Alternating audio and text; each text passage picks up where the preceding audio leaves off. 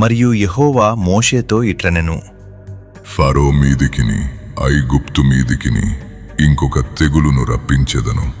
అటు తరువాత అతడు ఇక్కడ నుండి మిమ్మును పోనిచ్చును.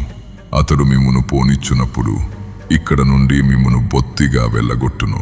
కాబట్టి తన చెలికాని యొద్ద ప్రతి పురుషుడును, తన చెలికత్తె యొద్ద ప్రతి స్త్రీయును వెండి నగలను, బంగారు నగలను అడిగి తీసుకొనుడని ప్రజలతో చెప్పుము.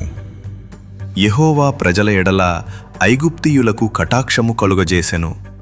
అదిగాక ఐగుప్తు దేశములో మోషే అను మనుష్యుడు ఫరో సేవకుల దృష్టికిని ప్రజల దృష్టికిని మిక్కిలి గొప్పవాడాయెను.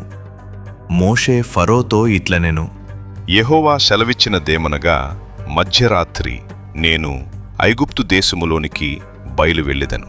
అప్పుడు సింహాసనము మీద కూర్చున్న ఫరో తొలిపిల్ల మొదలుకొని తిరగలి విసురు దాసి తొలిపిల్ల వరకు ఐగుప్తు దేశమందలి తొలిపిల్లలందరూ చచ్చెదరు. జంతువులలోనూ తొలిపిల్లలన్నీయూ చచ్చును. అప్పుడు ఐగుప్తు దేశమందంతటా మహాఘోష పుట్టును. అట్టి ఘోష అంతకు ముందు పుట్టలేదు, అట్టిది ఇక మీదట పుట్టదు. యెహోవా ఐగుప్తీయులను ఇశ్రాయేలీయులను వేరుపరచునని మీకు తెలియబడినట్లు మనుష్యుల మీద గాని జంతువుల మీద గాని ఇశ్రాయేలీయులలో ఎవరి మీదనైనను ఒక కుక్కయు తన నాలుక ఆడించదు.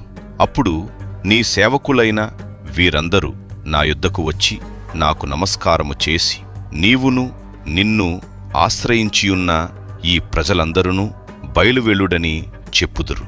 ఆ తరువాత నేను వెళ్ళుదును అనెను. మోషే అలాగు చెప్పి ఫరో యొద్ద నుండి అత్యాగ్రహముతో వెళ్ళిపోయెను. అప్పుడు యెహోవా, ఐగుప్తు దేశములో నా మహత్కార్యములు విస్తారమగునట్లు ఫరో మీ మాట వినడు అని మోషేతో చెప్పెను.